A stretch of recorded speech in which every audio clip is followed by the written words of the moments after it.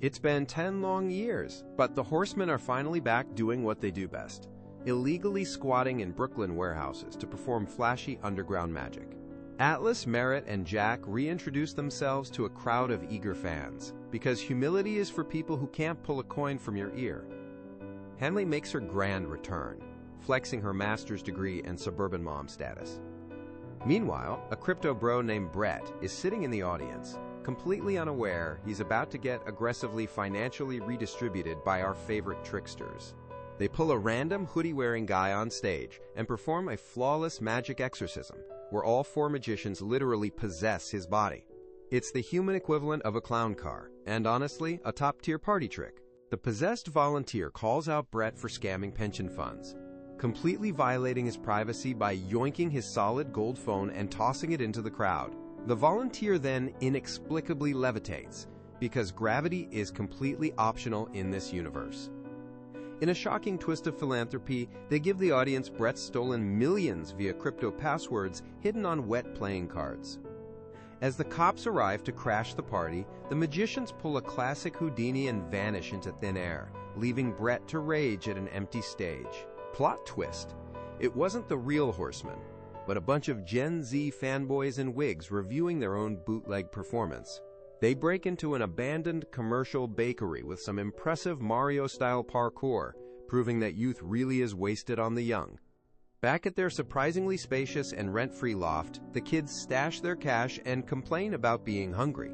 Suddenly, the real J. Daniel Atlas materializes in their living room, completely uninvited, like a judgmental ghost.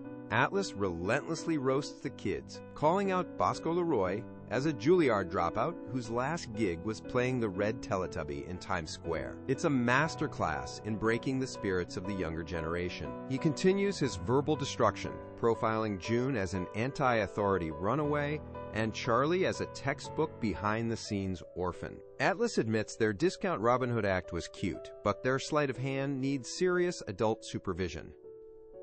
Atlas reveals he received a magical tarot card from the mysterious I, quote, telling him to recruit these energetic toddlers for a massive heist because the old horsemen are allegedly dead to him. The kids scoff, thinking they're already crushing it by stealing from crypto bros. After a brief huddle, the kids agree to join because saying no to a magic legend is a top-tier blunder. Cut to South Africa, where our new villain, Veronica Vandenberg, is throwing a party to celebrate her aggressively shiny new diamond mine.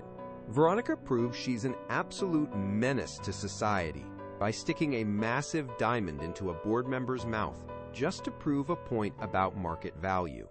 Perfectly normal, healthy CEO behavior.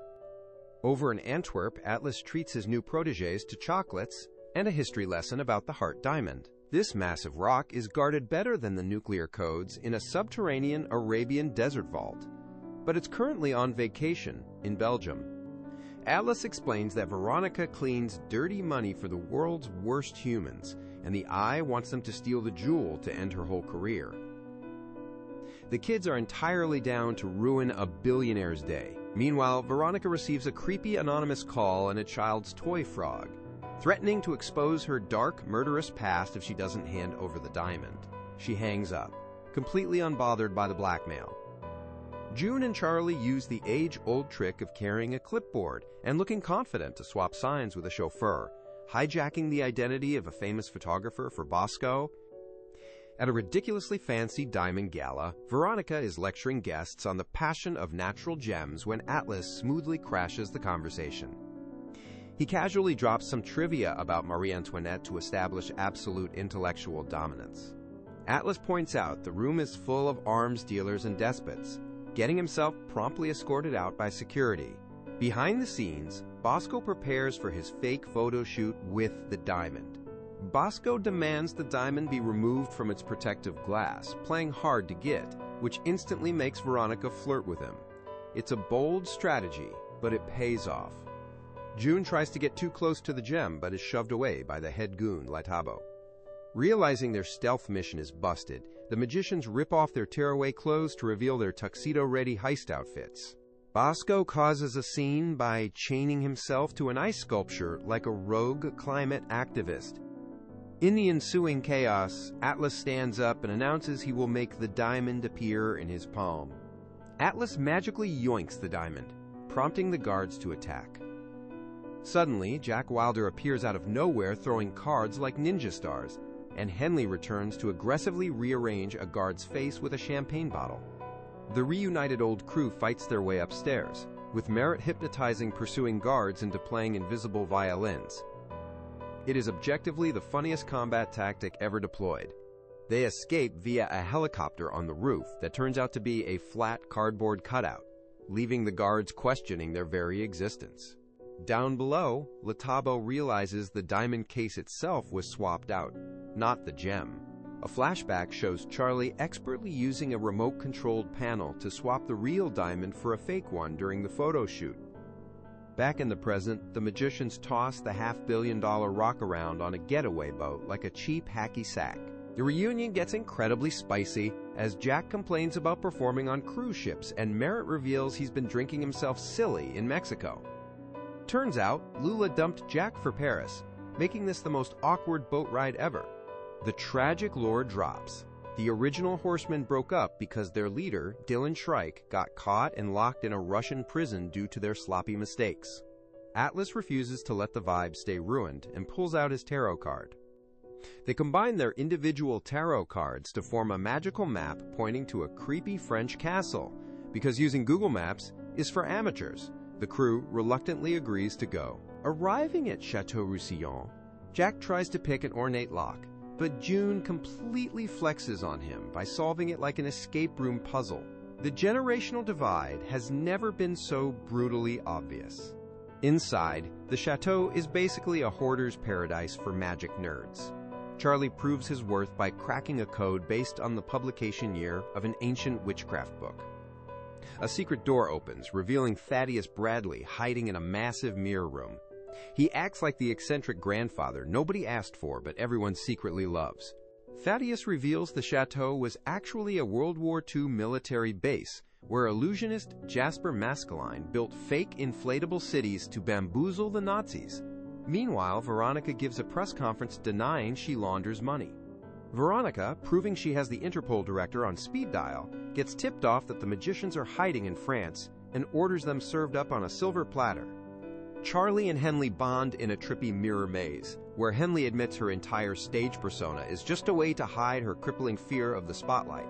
Atlas and Bosco wander into a room where gravity is purely decorative, while Jack and June find an Ames room. Jack decides to aggressively test Bosco to see if the kid actually has any talent. Bosco and Atlas engage in an aggressively passive-aggressive card battle, flexing their sleight-of-hand skills. It's a magical measuring contest that proves youth and arrogance are a dangerous combo. Charlie pulls a secret stash of Nazi documents out of a rubber portrait. The files prove Veronica's dad got rich cleaning dirty fascist money, confirming their target is historically awful. They also find out Veronica's mom supposedly took a permanent nap by her own hand, and the housekeeper passed away in a highly suspicious car crash right after. Before they can process this, the French police arrive to ruin the party with battering rams. The magicians scatter, using the illusion rooms to fight the cops. Atlas and Bosco battle officers while rotating the ceiling, and Jack literally yeets a piano at a guy. Tragedy strikes. The crew escapes into a tunnel, but Thaddeus gets shot by Letabo. In his final moments, he dramatically commands them to take down Veronica before aggressively retiring from life.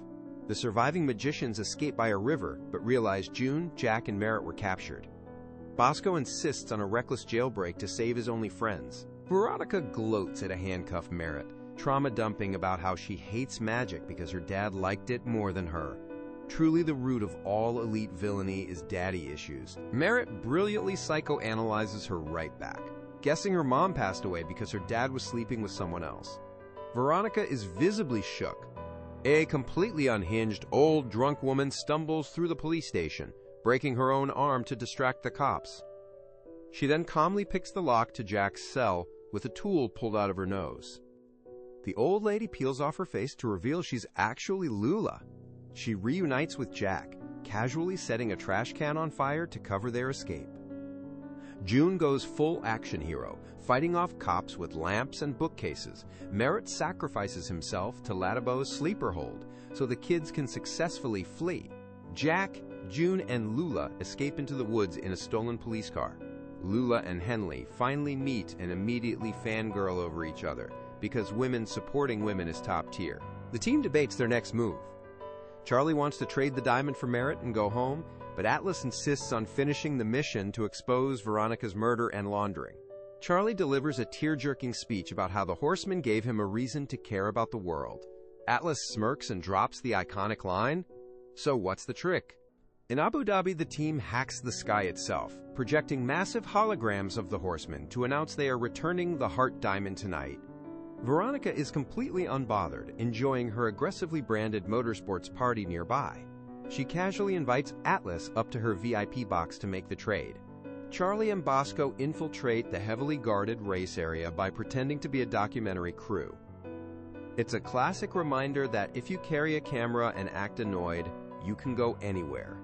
Bosco fakes a phone call in Veronica's voice to command the guards to let them film her prized race car. The guards fall for it, proving security is an absolute illusion. Atlas meets Veronica in the skybox and hands over the diamond for Merritt. Just as the deal finishes, Bosco absolutely yoinks Veronica's race car and drives off. The five magicians fall through a trapdoor set by Veronica into a glass chamber that begins filling with sand. Veronica gloats that they will be buried alive and leaves them to become human terrariums. As the sand level rises, they realize they are entirely out of options.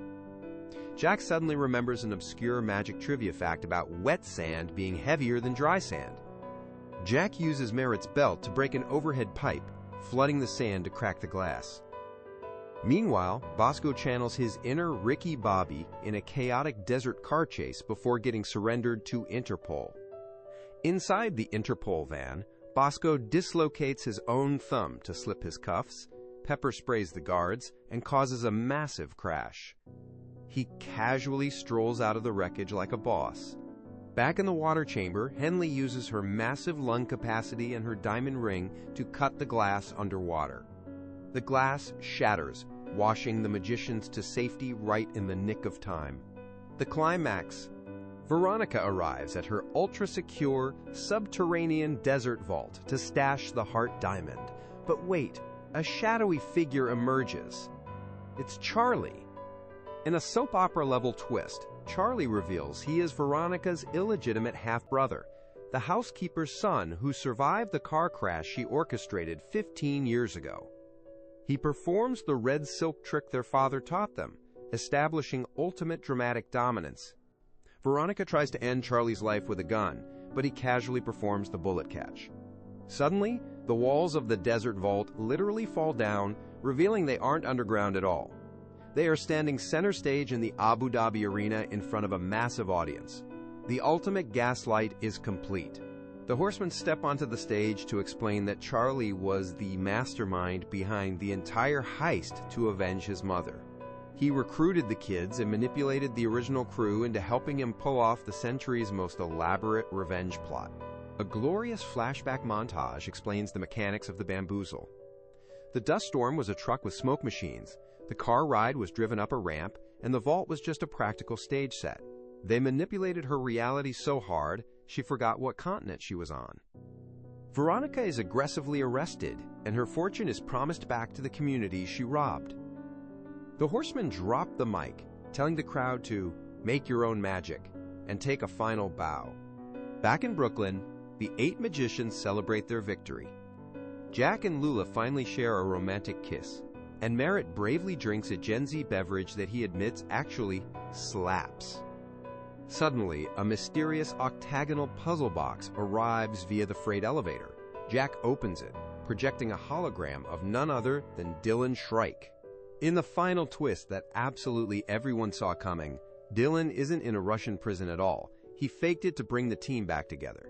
He welcomes the new kids to the Eye, and Atlas smirks, asking, "What's the trick?" before we cut to black.